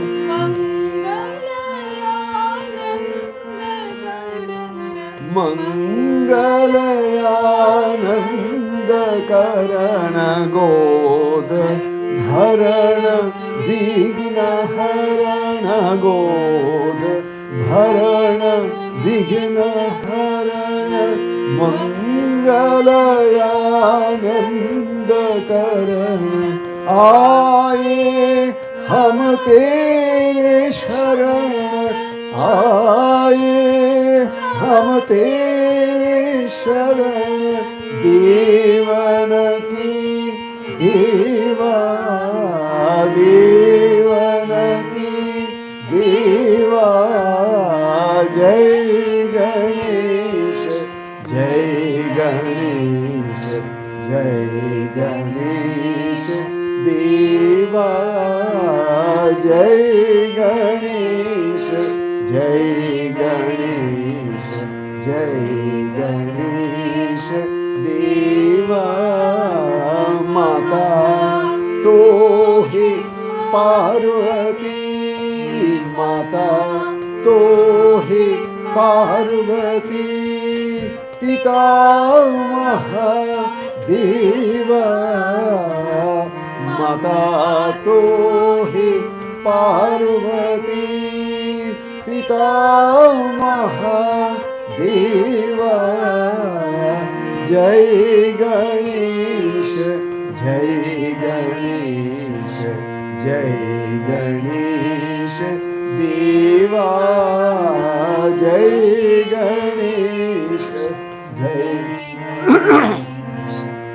जय गणेश देवा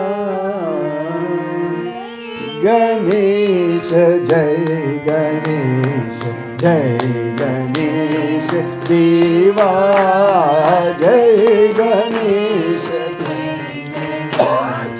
जय गणेश देवा माता तो हे पार्वती माता तो हे पार्वती पिता महादेवा माता तो ही पार्वती पिता महादेवा जय गणेश जय गणेश जय गणेश देवा जय गणेश जय गणेश जय गणेश देवा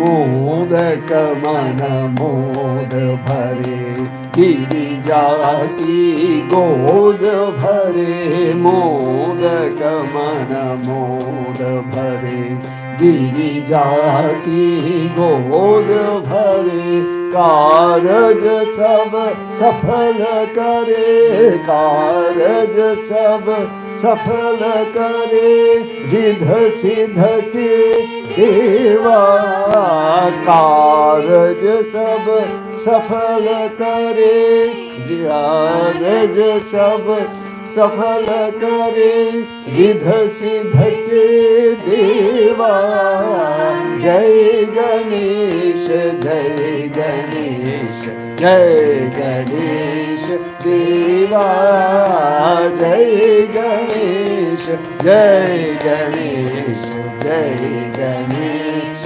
देवा हे पार्वती माता तो ही पार्वती पिता महादेवा माता तो ही पार्वती पिता महादेवा जय गणेश जय गणेश जय गणेश देवा जय गणेश जय गणेश जय गणेश देवा गोद भरण विघ्न हरण गोद भरण विघ्न हरण गोद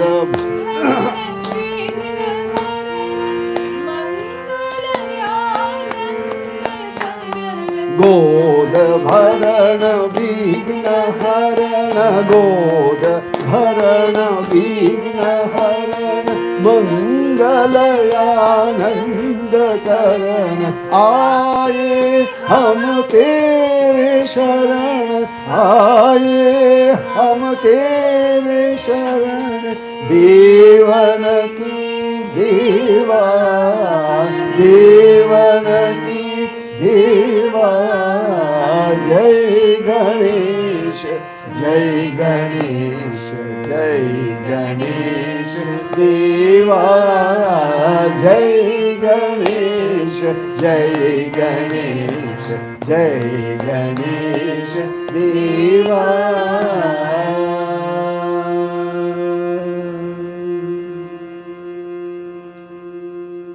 Ganpati Bappa Moriya Ganpati Bappa tomorrow night. Ganpati Bappa Moriya No Satsangs, just concerts. You joke. Okay, we'll do one thing. We'll do the concert and in between do little bit of tick tock satsangs. Okay? That's a deal? So we can make some money. So then I can promise you that I'm not going to bore you so much. First concert, so you're soothed. In between, you must give little chance to me also, you know. So that little chance I'll take in order to explain that what are the meaning of these songs. What are you basically singing? Because one thing is that you try to follow, you sing, but other thing is to realize the meaning of it and then understand it. And then after understanding, when you sing the same song, your entire perception, experience, emotion, everything goes through a change. Yeah. You can relate to it. You can pour your heart for it, because this entire chanting is only to make sure that we come to the present moment, unplugged from the past, unplugged from the future, unplugged from everything that we are. Just for a few seconds, if we can quickly come down to. But you know, even during the satsangs also, mind goes all over. But even during these kirtans and bhajans also, you'll find at times your mind will go elsewhere. But you become conscious and gladly, lovingly bring it back to your music, to your heart, to your pouring. And so that little things need to be added so that this concert becomes also a satsang. Of course. And a satsang becomes also a concert. Because music is the easiest way to reach your heart. Music is the easiest way to reach your heart. You can't go without singing one. You can come and take this. Or you did a... I can't play that harmony. See, you need,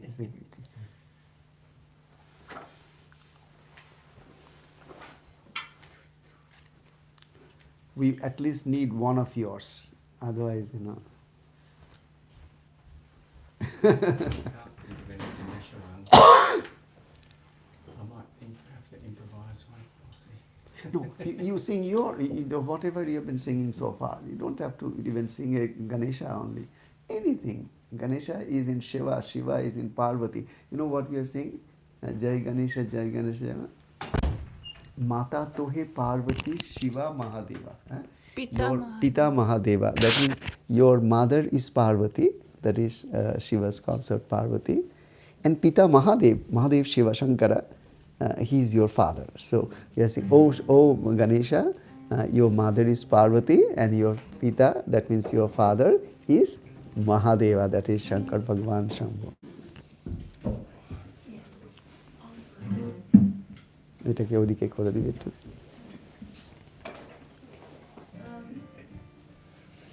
Do you mind if I sort of turn the camera? Oh, he's fine. He'd love it.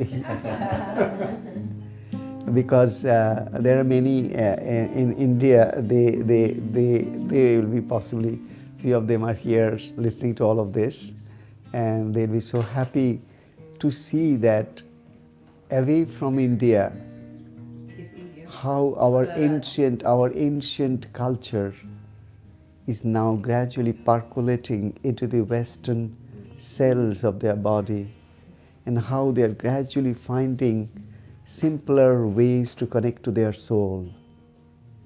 And this is universal principles embodied in this most universal faith tradition.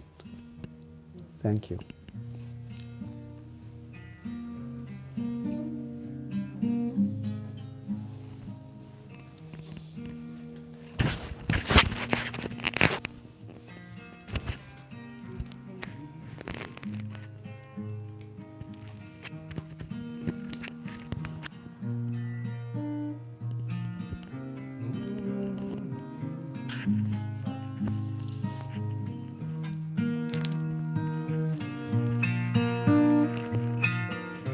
Jaya Bhagavan Ganesha, Jaya Bhagavan,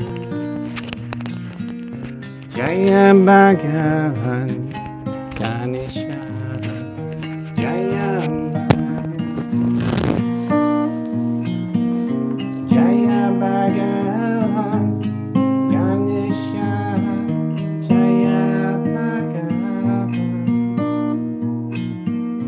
Jaya Bhagavan Ganesha, Jaya Bhagavan,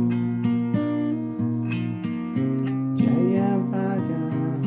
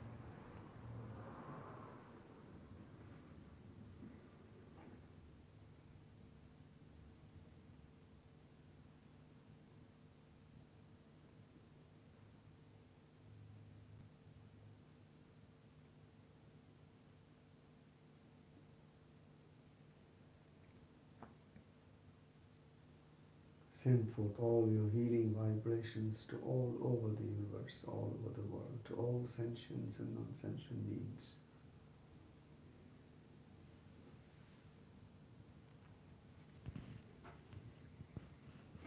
Send forth vibrations of peace that you have in this beautiful space and in your heart.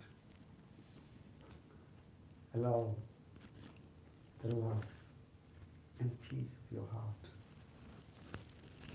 to ripple over the farthest shores of the universe.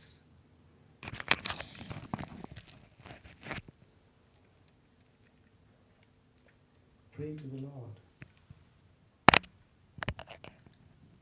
that maybe all humans on earth come to realize one day that we belong to earth.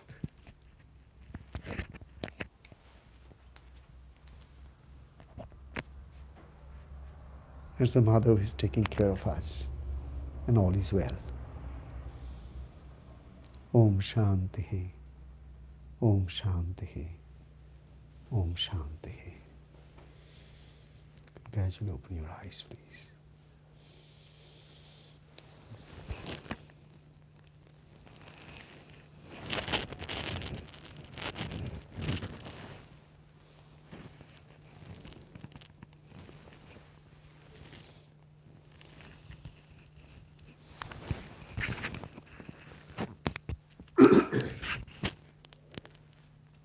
Before you all leave from this place, I have a very humble request to all of you. If you can give that offering to me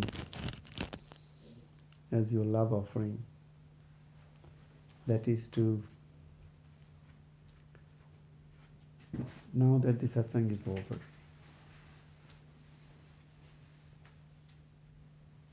that's for a time till you have the biscuits and tea, if you wish to have, I think is there. If you can, have the tea, have the biscuits, if you wish to, by maintaining complete silence. Complete silence. Because that will be part of the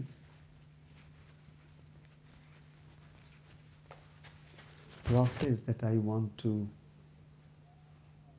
share with all of you, that every time it is I am there to be part of this sharing, then I'll possibly pray to each of your hearts to consider this prayer of mine. That after you, with so much of time, you earn so much. And your body, your cells, your mind, the entire energy is so different now. Close your eyes and you can feel it. But the moment you get out or get up, the moment you start talking with each and every one, which is always a beautiful thing because it's the only place we just meet people and talk about the other programs that are going on in the town or whatever. But I'm afraid that is not a good spiritual practice. Satsang should always end with silence carried out as the language to be dissipated to the universe. Because you earn here, and before you leave the doors, you have spent a lot into different kinds of energies. So I hope, please don't misunderstand me if I say this to you, that at least if I am there as your friend, part of this beautiful sharing, then let us always follow this principle, that as long as we are sitting for a purpose, then we try to collect and try to preserve in our heart and say thank you with a smiling face to each other. Gratitude to each and everybody, no more words. Because the universe has two languages of its own, two words of its own, love and gratitude. This is the most powerful words that is there in the code of our human dictionary. Love and gratitude. So you can, with pranam, you can say love and gratitude to each other. Have tea, but as mindfully as you can. Bite the biscuit. So the whole of you bites the biscuit. And you are not with somebody else to finish your talk. And bite the business. So the thing is this, let everything that you do here before you leave can be part of that mindfulness practice. So when you're back home, you carry this vibrant energy of spiritual bliss to you. Is that okay with all of you? This is my humble prayer, and once again I pray to you, just please don't misunderstand that I don't want you all to, talk to each other and possibly inquire how things are going and where is what and things like that. No. Do it after you have gone home, settle down, maybe take a notebook. Scribble in that notebook whatever you have collected for today. Put the date, space, time. 10 years down, if you open that notebook, it will come to you with a new light and a new enlightenment. This is what I used to do with my Gurudev.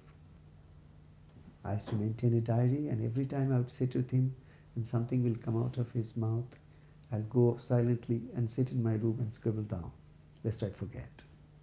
And today when I see those old diaries, they bring to me world of light. And not only that, tears of love. I feel I am with my Gurudev. But if we talk, the entire energy is broken. And what you carry from here is less than what you could carry. So this is kind of part of this spiritual process that I'm trying to share with you and pray to you. Is that okay? Thank you. Thank you so much. Thank you so much, Baba.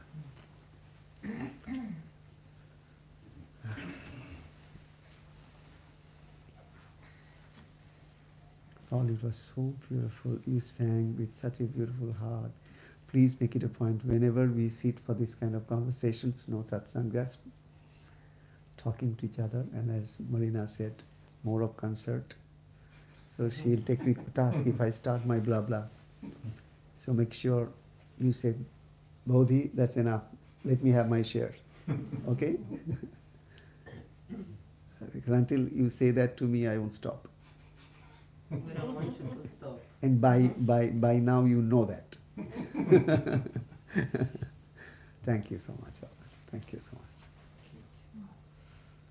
And next Wednesday, if I'm here, next Wednesday, what is the date, please? Today is 7th. Perfect. 7th I'm here. I'll be leaving this place on the 19th. I'm sorry, 15th. 15th I leave for Sydney, and 20th I'll leave for my motherland. And will be, if the Divine Mother wishes, my Gurudev wishes, then should be back on the 16th of October. Again, subject to if there is a roof over my head anywhere. You'll make it. I'll build it. Because at least by my Gurudev's blessings, I could not attain to a stage which the typical sadhus of India could do. They could just go and make any tree their home and sit underneath. I can't do it because I feel cold. So that's what it is. Thank you so much. Next 7th again, if you are all free, please come, please join, please sing together, and please bless the world. Jai Ma.